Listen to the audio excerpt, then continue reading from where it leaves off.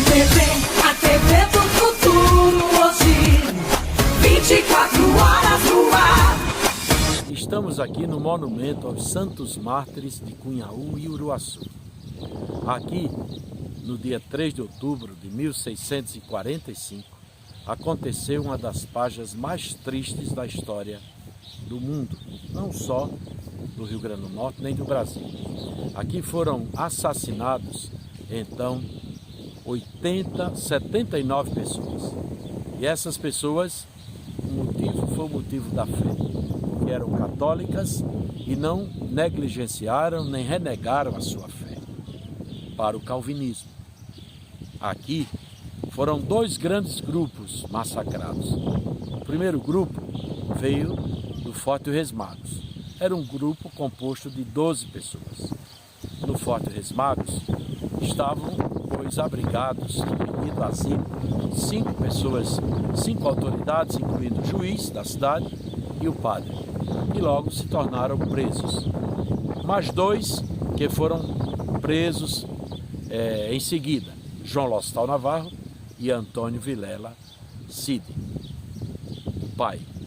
E no dia 2 de outubro, na véspera do massacre, foram levados daqui de Uruaçu para o forte mais 5, então um grupo de 12 pessoas. Ainda de madrugada, eles foram trazidos para cá e foram trucidados, a começar do padre vigário. Ao padre vigário fizeram atrocidades, coisas horrendas, por exemplo, de cortar sua língua, cortar seus órgãos genitais e inverter os lugares. Foi o primeiro a ser trucidado aqui no comando de Jacó Rabi, que era o chefe então dessas tropas da Companhia das Índias Ocidentais, órgão, constituição então holandesa. O segundo grupo estava na cidade de Paliçada. A cidade de Paliçada dista daqui 3 quilômetros. E eu digo, a partir das coisas que a gente vai vendo, vai lendo, vai estudando, vai ouvindo, que esta cidade de Paliçada deu origem a hoje comunidade de Uruaçu. É uma das teses. Porque os cronistas todos dizem que a cidade de Paliçada ela foi construída então a 3 quilômetros do Porto do Flamengo, aonde nós estamos. Outra tese é que teria sido no engenho Potengi. Esse engenho Potengi, ainda há resquícios dele na comunidade de Santo Antônio do Potengi. E outra seria então entre Potengi, entre Igapó, a aldeia velha, e aqui o monumento. A minha tese é que o lugar mais propenso a ser considerado em função disso que eu estou a dizer é hoje a vila de Uruaçu. Mas vamos então aos fatos.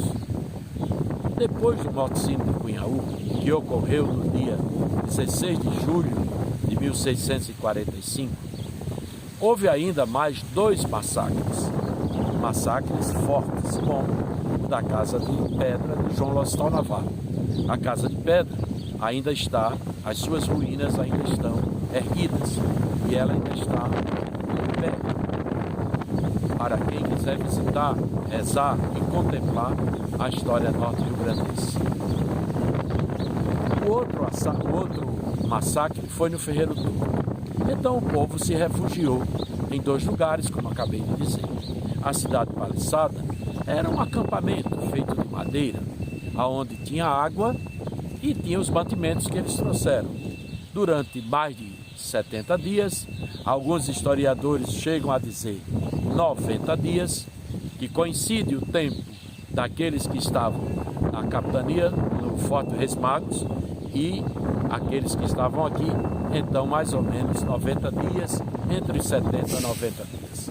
Mas preste atenção uma coisa, para poder a gente compreender o motivo principal então deste massacre. É que na cidade de Paliçada, inicialmente, tinha mais de 300 pessoas. A pergunta é, por que só chegaram aqui 80 pessoas, mais ou menos? Porque as demais haviam negociado com os calvinistas para ir para Seriaém, voltar para Pernambuco, Pernambuco, voltar para a Europa, ir povoar o Seridó, ir povoar o Oeste Potiguar, se dedicar, por exemplo, à cultura da carne, que era fundamental para o exército holandês, e sobrou apenas esse número de 80 pessoas. Por isso, é muito importante que cada um de nós atente a esse detalhe, porque havia a proposta, a sugestão e até a imposição de quem não quisesse ser católico e fosse ser calvinista, teria sua vida poupada, ainda mais teria vantagens muito grandes para frente. Então, isso, os mártires, tanto de Cunhaú, no dia 16 de julho, como os daqui do Iguaçu, não aceitaram. Eu sempre digo que eles tinham uma fé muito sólida. A fé na pátria, a fé no próprio rei e a fé em Jesus Cristo. Os padres que por aqui passaram até então, por exemplo, o padre Francisco Pinto, foi um desbravador, o padre Sampé, que construiu o Forte dos Magos, e outros, o padre Diogo, depois o padre André de Soberal, depois o padre Ambrósio e outros sacerdotes diocesanos, jesuítas, franciscanos, anglicanos, melhor dizendo, agustinianos, melhor dizendo, esses tiveram uma solidez da fé, fundamentada nos padres da igreja, nos primeiros séculos da nossa igreja, o primeiro milênio da nossa igreja.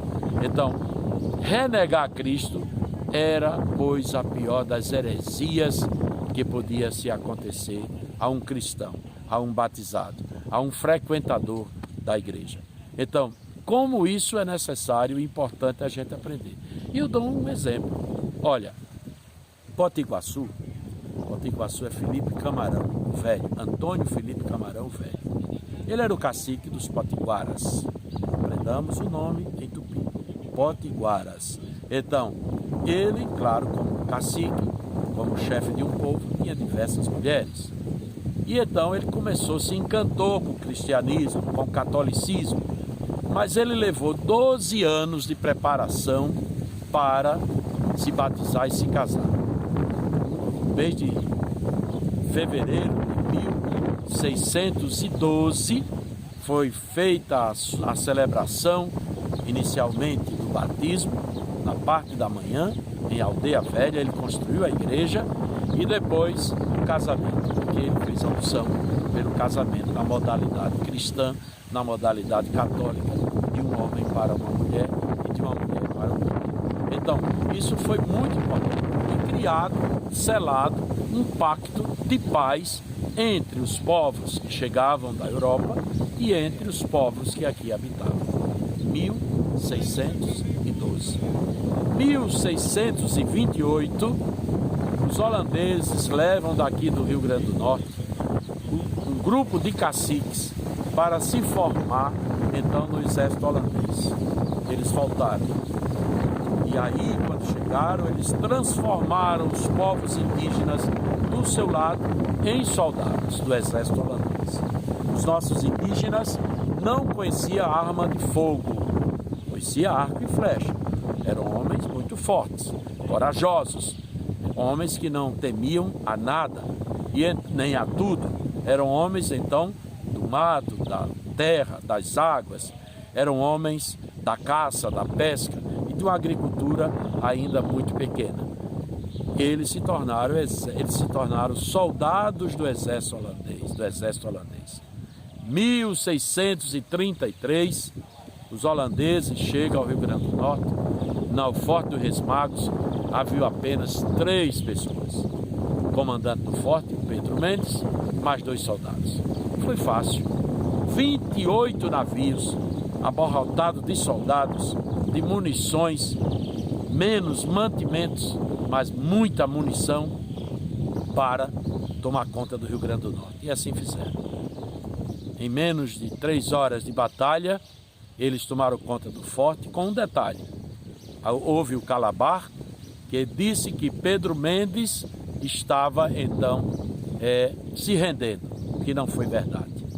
Pedro Mendes relutou a noite toda a entregar o forte, profundamente ferido, e ao amanhecer do dia, os holandeses tomaram conta do forte. Vejam só.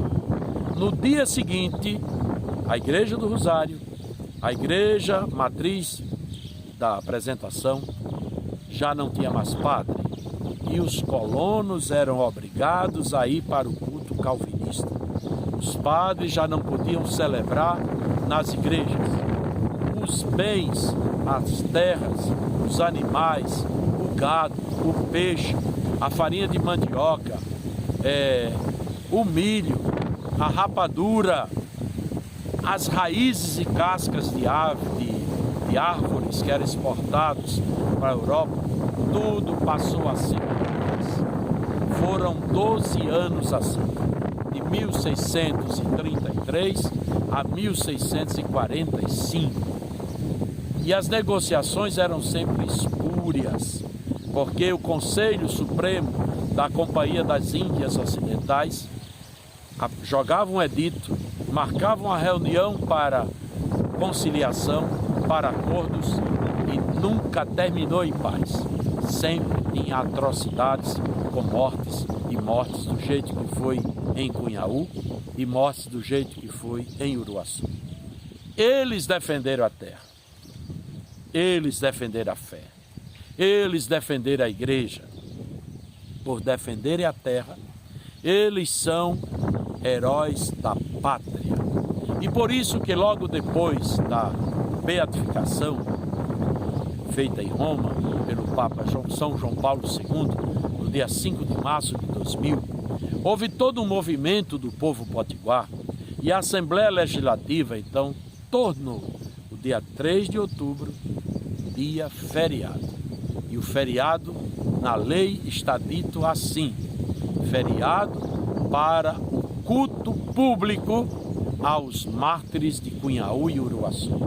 Então, claro que para a igreja é feriado religioso, dia de louvação, de agradecimento, de festa, de celebração, de parar tudo para que os norte-riograndenses possam vir aqui, neste chão, prestar sua homenagem. Se você é um homem de fé católico, você vem rezar, se confessar, vem participar da missa, das celebrações e tal. Se você é uma pessoa que não está vinculada a uma igreja, venha reverenciar os heróis da pátria, porque eles derramaram seu sangue e por isso nós somos brasileiros.